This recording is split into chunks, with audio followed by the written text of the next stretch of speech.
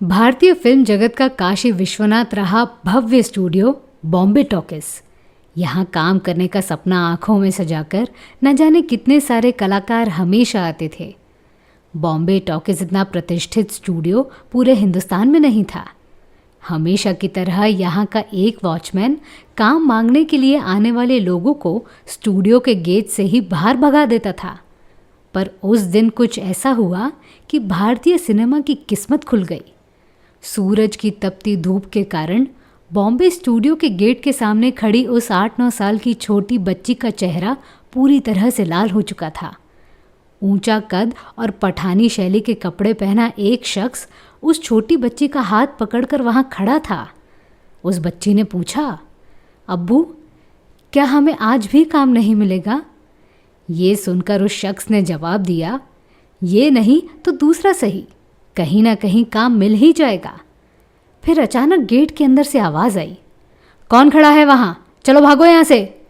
ये आवाज़ बॉम्बे स्टूडियो के उसी वॉचमैन की थी जो काम मांगने के लिए आने वाले लोगों को हमेशा भगा देता था। उस गेट की छोटी सी खिड़की से किसी की आवाज़ आ रही है, ये देखने के लिए वो शख्स थोड़ा नज़दीक आया। छोटी सी खिड़की से वॉचमैन का चेहरा दिख रहा था। उसे देखकर उस शख्स ने कहा, साहिब, मैं अताउल्ला खान। तो मैं क्या करूं? अताउल्ला खान की बात को काटते हुए उस वॉचमैन का आवाज़ चढ़ गया। ये सुनकर वो बच्ची भी डर गई। अपने पिता की आंखों में देखते हुए उसने मन में ही सोच लिया कि यहाँ भी उन्हें काम नहीं मिलेगा। यहाँ रुकना मना है, सामने रोड है, वहाँ जाकर खड़े हो जाओ। वॉचमैन के इस कटाक्ष भरे स्वर पर अताउल्ला खान ने बोलना शुरू किया, साहिब, हम भीख मांगने नहीं आए हैं। ये मेरी बेटी मुमताज़ फिल्मों में काम करेगी। किसी ने कहा कि यहाँ फिल्म की शूटिंग शुरू है, काम आसानी से मिल जाएगा, इसीलिए आए हैं। ये सुनकर उस वॉचमैन ने उस छोटी सी बच्ची की तरफ देखा। धूप के कारण उस बच्ची का चेहरा लाल हुआ था। सफ़ेद रंग की फ्रॉक में वो बच्ची बहुत प्यारी दिख रही थी, पर फिर भी उस वॉचमैन का मिजाज बदला नहीं। उसने कहा, ये क्या सब्जी मंडी है? कोई भी आएगा, कोई भी जाएगा, चलो भागो यहाँ से जल्दी।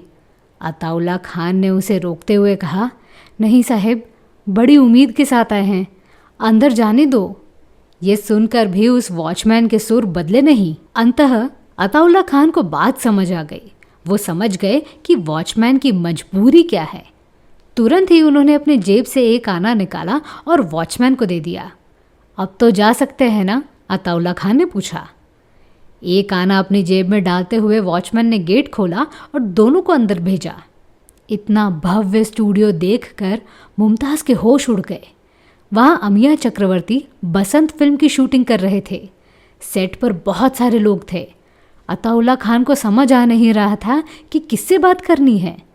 आपको तो पता है कि बसंत उस दौर की सबसे बड़ी फिल्म थी, जिसमें महान कलाकार उल्लास और मुमताज़ शांति मुख्य किरदार में थे। एक बहुत कठिन सीन फिल्माकर उल्लास और मुमताज़ शांति हंसते हुए कहीं से निकल रहे थे। ये देखकर अताउल्ला खान अपनी बच्ची को लेकर उन दोनों के सामने आकर खड़े हो गए। उल्लास को नमस्कार करते हुए अताउल्ला खान ने कहा, साहिब, ये मेरी मुमताज़ है, इसे आपके फिल्म में छोटा सा काम मिल जाएगा तो बड़ी कृपा होगी। ये सुनकर मुमताज़ शांति उस बच्ची की तरफ आकर मुस्कुराते हुए बोली, अच्छा, तुम्हारा नाम भी मुमताज़ है? उल्लास ने अताउल्ला खान से कहा, देखिए, हम ठहरे फिल्म के कलाकार, हम भला कैसे काम दे सकते हैं? अगर आपको काम मांगना ही है तो फिल्म के डायरेक्टर प्रोड्यूसर से मांगिए। उल्लास के बाद मुमताज़ शांति ने उस फिल्म के प्रोड्यूसर की तरफ उंगली करते हुए कहा, देखो, वो है प्रोड्यूसर। फिल्म की हीरोइन उनकी तरफ उंगली दिखाकर कुछ बोल रही है। ये उस प्रोड्यूसर ने देख लिया और वहाँ आ गए। कहिए मुमताज़ जी, कुछ काम था? वहाँ खड़े शख्स और बच्ची की तरफ देखकर उन्होंने आगे कहा, कौन हैं ये लोग? अताउल्ला खान ने तुरंत ही इंग्लिश में बोलना शुरू किया, sir, I want some work for my daughter Mumtaz. Ataullah Khan को पता नहीं था कि वे जिस इंसान से बात कर रहे हैं उनका नाम राय बहादुर चुनीलाल है। ये वही इंसान है जिनका बेटा मदन मोहन आगे चलकर सदी का महान म्यूज़िक डायरेक्टर बन गया। राय बहादुर चुनीलाल बॉम्बे स्टूडियो के हेड भी थे। उन्होंने बहुत सारे फिल्मों का निर्माण किया था। अताउल्ला खान की बेटी को देखकर राय बहादुर चुनीलाल ने तुरंत ही अमिया चक्रवर्ती को वहां बुला लिया। अमिया चक्रवर्ती वहां पहुंचने के पहले राय बहादुर चुन्नीलाल ने अताउल्ला खान की बेटी मुमताज़ को कुछ सवाल पूछे। चेहरे पर डर का नामो निशान मिटाकर उस छोटी बच्ची ने सभी सवालों के जवाब दे दिए और वहां मौजूद लोगों के दिल भी जीत लिए। कुछ समय बाद अमिया चक्रवर्ती वहां पहुंचे। पहली ही नज़र में उन्हें वो बच्ची पसंद आ गई। राय बहादुर चुन्नीलाल ने उनसे पूछा, क्या तुम्हारी बसंत फिल्म के लिए ये बच्ची जचेगी? अमिया चक्रवर्ती ने जवाब दिया, जी बिल्कुल, नाम क्या है इस बच्ची का? उस बच्ची ने कहा, बेबी मुमताज़। और यही 8 साल की बेबी मुमताज़ आगे चलकर मधुबाला बन गई। उसी दिन अग्रीमेंट्स भी हुए। बेबी मुमताज़ के नाम पर अताउल्ला खान ने दस्तखत किए। मासिक पगार 100 रुपए के साथ रहने की सुविधा भी मिल जाएगी। अताउल्ला खान सिर्फ छोटा सा काम मांगने आए थे, पर भगवान की कृपा से उनकी तो पूरी लॉटरी लग गई। अग्रीमेंट होने के बाद भी अताउल्ला खान और बेबी मुमताज़ ने थोड़ा समय वहीं गुजारा। वहाँ एक टेक्नीशियन काम कर रहा था। अताउल्ला खान का मजाक उड़ाते हुए वो फुसफुसाने लगा, अब भिखारी लोग भी फिल्मों में काम करेंगे, रास्ते के लोग एक्टिंग का ए भी नहीं जानते। उसकी बातों को नज़रअंदाज करते हुए अताउल्ला खान अपनी बेटी को लेकर स्टूडियो के बाहर जाने लगे।